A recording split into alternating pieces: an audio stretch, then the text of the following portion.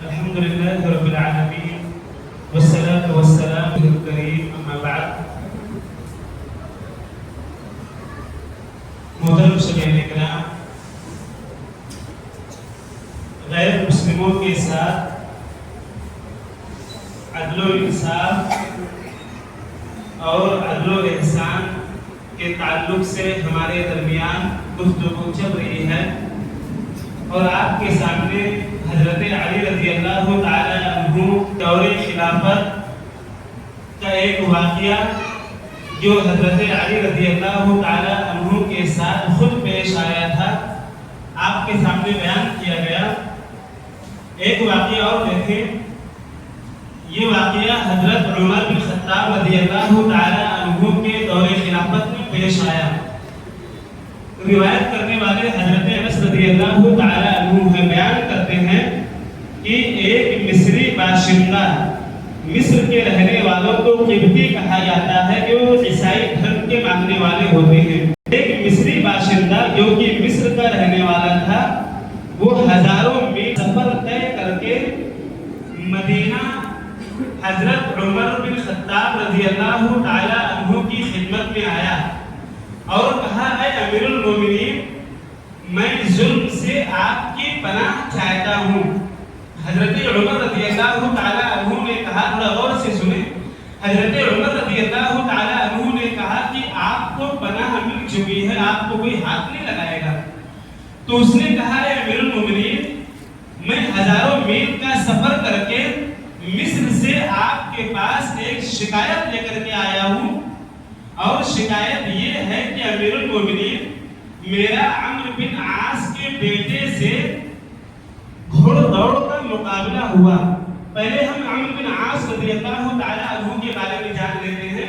عمرو بن عاص رضی اللہ تعالی عنہ سن 8 ہجری میں اسلام لائے. اللہ کے نبی صلی اللہ علیہ وسلم کے ابتدائی دور میں انہوں نے کئی جنگوں میں بہادری کے جوہر دکھائے اور جنگ یرموک میں بعض نتینی سلطنت کے خلاف شاندار فتوحات حاصل کی.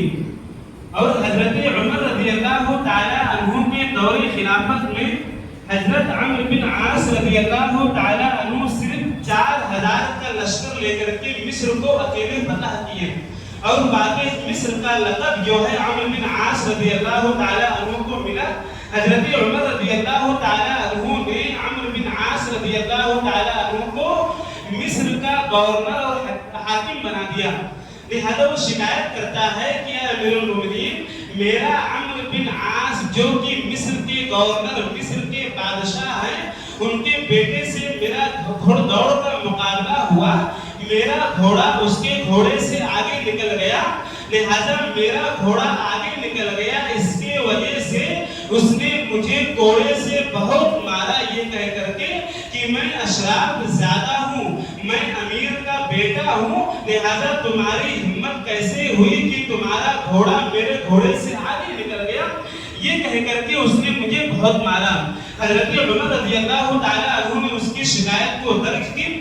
فوراً انہوں نے مصر کے حاکم عمرو بن عاص رضی اللہ تعالی عنہ کے نام خط لکھا، اور خط میں لکھا کہ آپ اپنے بیٹوں کو لے کر کے فوراً مدینہ آئیں. عمرو بن عاص رضی اللہ تعالی عنہ کو خط ملا اور اپنے بیٹے کو لے کر کے بھاگے بھاگے مدینہ حضرت عمر بن خطاب رضی اللہ تعالی عنہ کے پاس. آپ غور کریں کہ اتنا بڑا بادشاہ جو کہ مصر کو فتح کرنے والا، اتنی فضیلتیں ہیں، اللہ کے نبی کا لوح بنائے صحابی رسول ہیں، لہذا وہ ڈر کے مارے فوراً اپنے بیٹے کو لے کر کے کہاں حضرت عمر رضی اللہ تعالی عنہ کے پاس آئے. اور اس زمانے میں غیر مسلموں کو، چاہے وہ یہودی ہو، عیسائی ہو، کسی بھی دھرم کا ماننے والا ہو، ان کو یہ یقین تھا کہ مسلمان بادشاہ حاکم ہوتا ہے، منصف ہوتا ہے، لوگوں کے درمیان صحیح سے فیصلہ کرنے والا ہوتا ہے.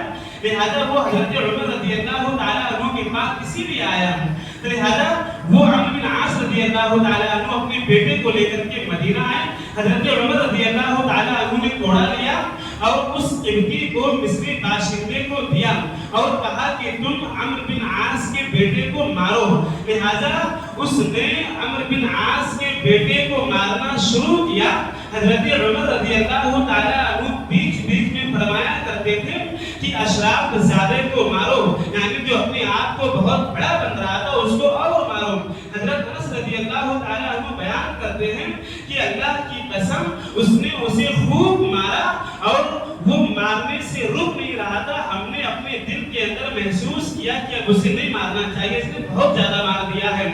لہذا یہاں تک بات ختم نہیں ہوئی، جب اس نے وہ مار چکا تو حضرت عمر رضی اللہ تعالیٰ عنہ نے کہا کہ تم یہ کوڑا لو اور عمرو بن عاص کے سر پر رکھو۔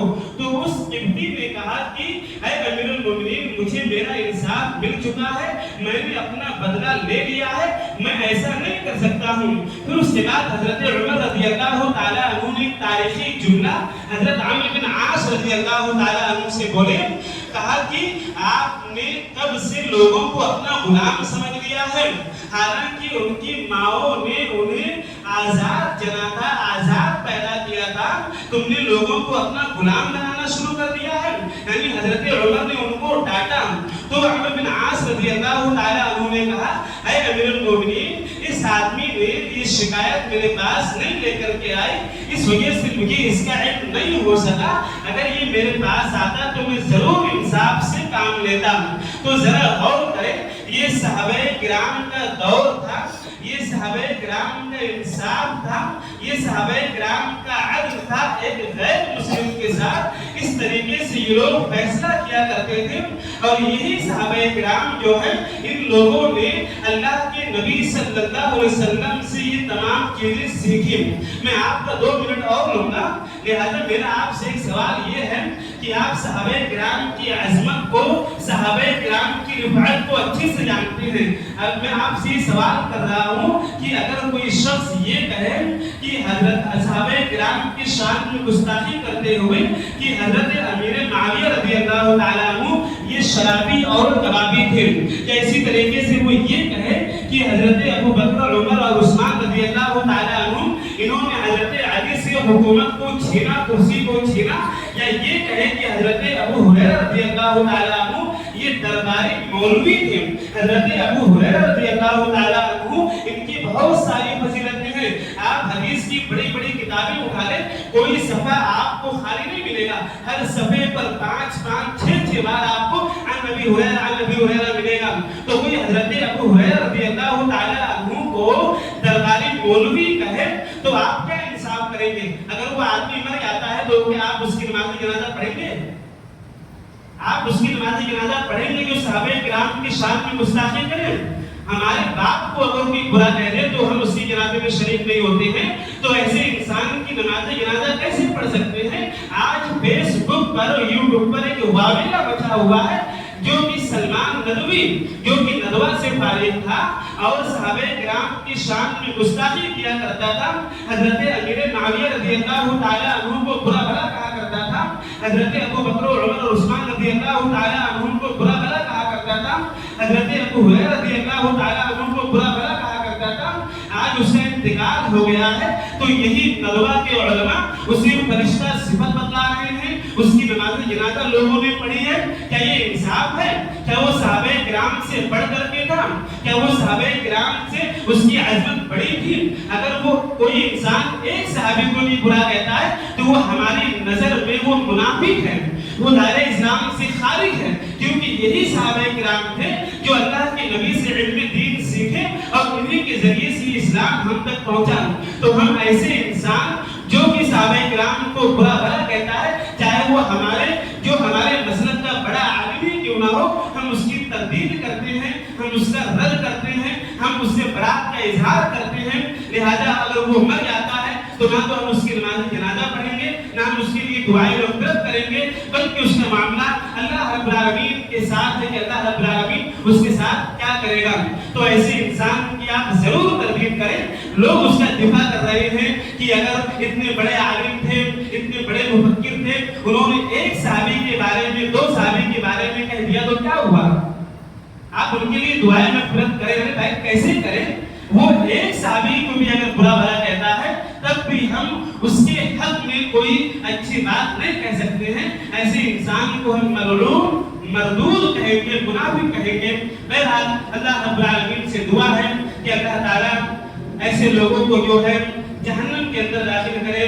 جو لوگ صحابہ کرام کو برا بھلا کہتے ہیں, صحابہ کرام کی شان میں گستاخی کرتے ہیں, اللہ رب العالمین جب تک ہمیں زندہ رکھے دین اسلام پر, اور جب ہمارا خاتمہ ہو دین اسلام پر. وآخر دعوانا ان الحمد للہ رب العالمین, والسلام علیکم ورحمۃ اللہ وبرکاتہ.